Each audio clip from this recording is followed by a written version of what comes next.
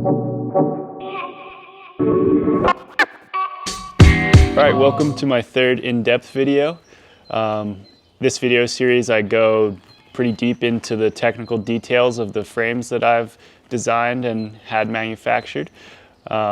This video will cover my third frame, which is the bike I'll be racing in Lourdes. If you haven't already seen it, I did one on my first prototype and my second prototype. The high pivot and low pivot designs that I tested back to back, and basically took all the info from those two bikes to come up with this third design.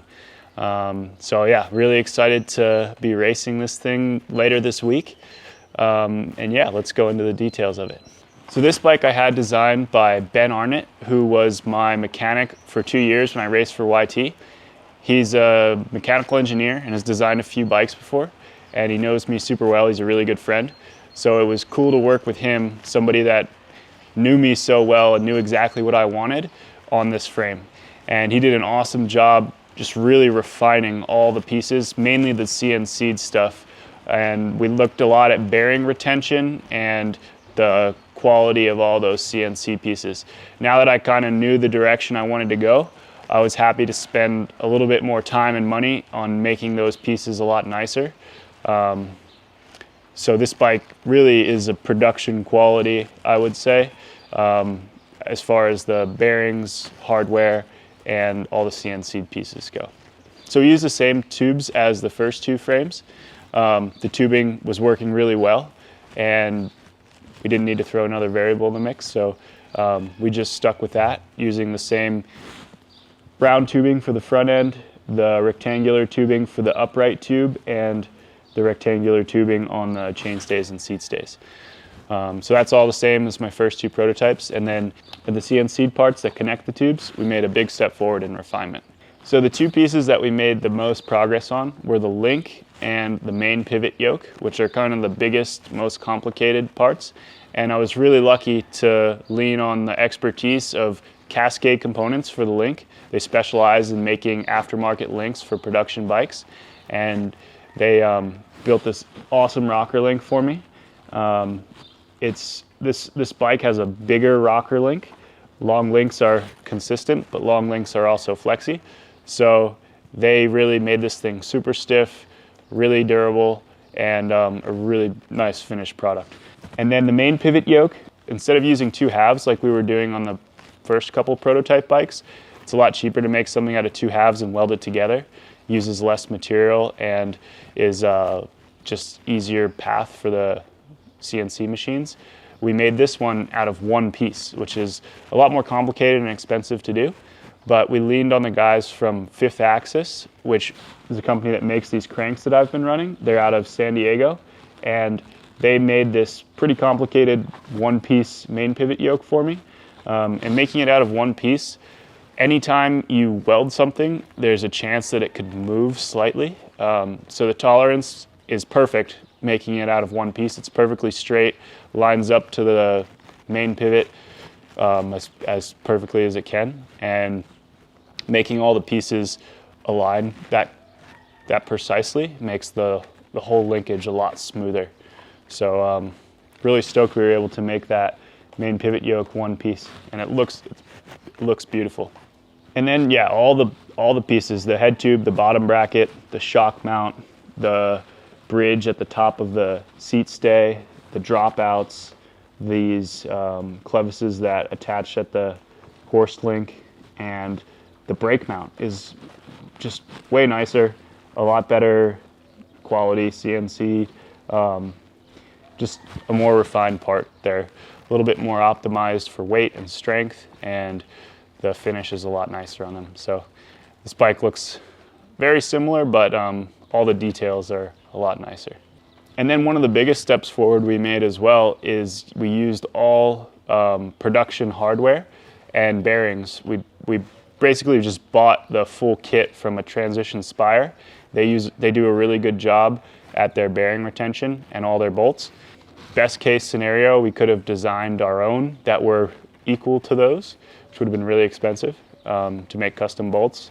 They had a great system, so we just bought the full thing from them. It was cheaper that way, and if anything happens, I can go to the shop and get another bolt from transition. Yeah, every bolt except for the main pivot, we used all the transition hardware. So this really nice aluminum bolts. The bearings are retained with a circlip, so there's no chance for the bearing to move. It's pushed into a lip and then retained with a circlip. Big step forward there. So really stoked on that stuff. It's funny, I cared so much about the kinematics and everything in the beginning, and obviously that's really important, and I felt like I did a good job figuring what I liked out with that. But now the things that I'm excited about are bearing retention and hardware. Onto the geometry. Really didn't change too much from this bike. The biggest thing that I changed, or really the only thing, was that the reach is 5 mil longer. It's a 480 reach, which when I designed the first couple, I had 475, but I was going to the 40 mil stem, whereas last year I was racing, Renthal only made a 45 and Spank has a 40, and I like the feel of the 40 handling wise. So I kind of oversight on my part. I didn't make my frame a little longer to get the reach feel that I was looking for. So this frame has a 480 reach, so it feels really comfy. When I sit on the bike, it's just perfectly where I like it. So yeah, it's got a 480 reach. The bottom bracket height is 345. Chainstay is 455. Head angle is 63. Yeah, those are the, I guess, the main geo numbers there. Onto the kinematic. So this bike is pretty interesting kinematic wise. I didn't think it would be possible to be in between my low pivot and my high pivot, because the high pivot design that I made had the lowest idler pulley I could fit. It's like 1 millimeter of clearance between a 14 tooth pulley wheel and the chainring. So it was the lowest bike with an idler pulley that I've seen. And my low pivot design was, I thought, the best balance I could do between pedal kick and axle path, getting the main pivot as high as I could. I didn't really think that there was an in-between ground there. Because the higher you go with the main pivot to get a further backwards axle path, the more pedal kick you have. And I thought that I was kind of at the limit with my low pivot bike. It turns out that with the O-chain, I can take care of a lot of that bad pedal kick feeling and even go higher with the main pivot. So my thoughts after testing was that the low pivot bike was faster and it worked better with the O-chain. If I was going to pay the price to use the O-chain, which is pretty much just a lack in engagement when you go for a pedal stroke, I thought I might as well further optimize my bike to harness the benefits of a bike with bad pedal kick. So this is kind of a in-between high pivot and low pivot bike. It's a low pivot because it doesn't have an idler pulley. It's a pretty simple design, but I'm using a 38 tooth chainring to get the chain line higher and an O-chain, and I can get a fairly rearward axle path for a bike that doesn't use an idler pulley. And I've ridden this bike a few times and it really works well. I don't think anybody has, or any brand has really done this before. The O-chain's a fairly new product. For an OEM, it doesn't really make sense to make a bike that's designed to use with an O-chain or to work best with an O-chain, because it's kind of a niche product and might not be something that every customer really needed. But for a bike designed for racing, and that's just for me to ride, I think it's a pretty cool idea to go this route. So I think it's the first time it's been done. And from my 2 days on the bike so far, it works as intended. The bike feels really smooth, really balanced, and I'd say it is exactly what I expected was in between the two bikes that I've tested so far this off-season. You get some of that efficiency out of not having as high and as rearward of an axle path, but you get more stability going more in that direction than a standard low pivot bike. And the construction is more simple. The layout of the frame is pretty much as efficient as it can be. All my pivot points are in kind of the most logical place through the centers of the tubes. Focused on making the bike work as well as it can, and really zero consideration for the look or the industrial design. So some of the kinematic numbers that are important to note on this one, the leverage ratio is kind of the first thing that I look at when I'm designing the bike. And this bike is 33% progressive, which is up a little bit from my other bikes. It starts just a touch higher at 3.35 to 1 and ends a little bit lower at around 2.2 to 1. So I thought after testing the first couple bikes that just having a little bit more bottom out support and getting a little bit more sensitivity off the top wouldn't be a bad thing. So 33% is going towards the edge of the limit of progression, but I think for me, for my speed and for the tracks I'm riding, it has a really good controlled feeling. And it pushes the shock really neutrally.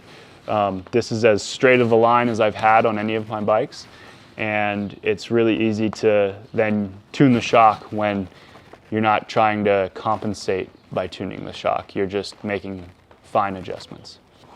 So then the axle path comes forward to 10 mil at bottom out. It goes back about 10 mil at its peak, and then comes forward to 10 at 200 mil travel. So it's right in between my other two bikes, and I'd say for a bike that doesn't use an idler pulley, it's as far back as I've seen.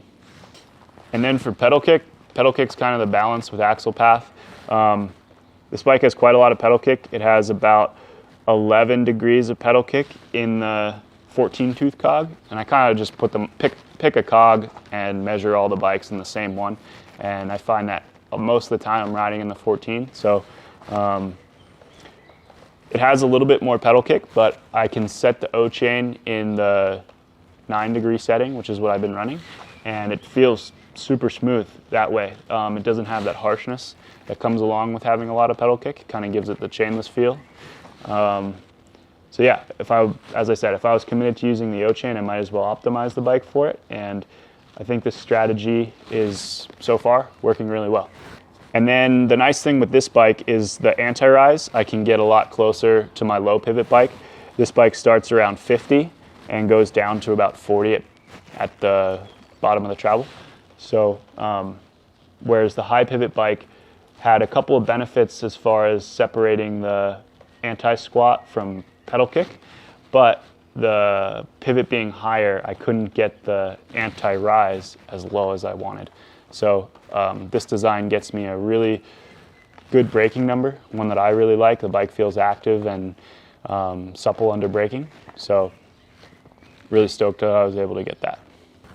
So yeah, really stoked on this new bike. It might not look too different, but there's a lot of things that are huge steps forward on this one. To me, it's exactly what my idea of a great bike is. It's pretty much as simple as you can make it, with getting all the outputs of the kinematics, what I wanted for racing, and having a bike that has now really good construction as well, as far as the hardware, bearing retention, and attention to detail that way. It's pretty much as simple of a design as we could do, and really just designed to go race with. No bullshit. Stoked to race this thing this weekend. As you can see, we're a beautiful European day, raining and cold, just as I expected. My finger I broke about 3 weeks ago now, and it's still broken, but it's not really very painful at all when I ride. I can tape it to my other finger. So I think I should be good to go, hopefully be able to hold on for a good run. I feel fast, just maybe not have the strength in my hand to push as long as I can for a full run. So yeah, I really just hope I can show the speed that this bike can really handle. I think it's a really fast race bike. I believe it's the fastest race bike I've ever ridden. At least it's perfectly suited to me. So yeah, hopefully I can really show what it can do this weekend and progress it throughout the season. So we'll keep you updated. Obviously, I only have 2 days on the bike so far, but just wanted to give my thoughts behind the design, and yeah, we'll let you know what things worked and didn't as the races progress. Thanks to Kogel for supporting these videos.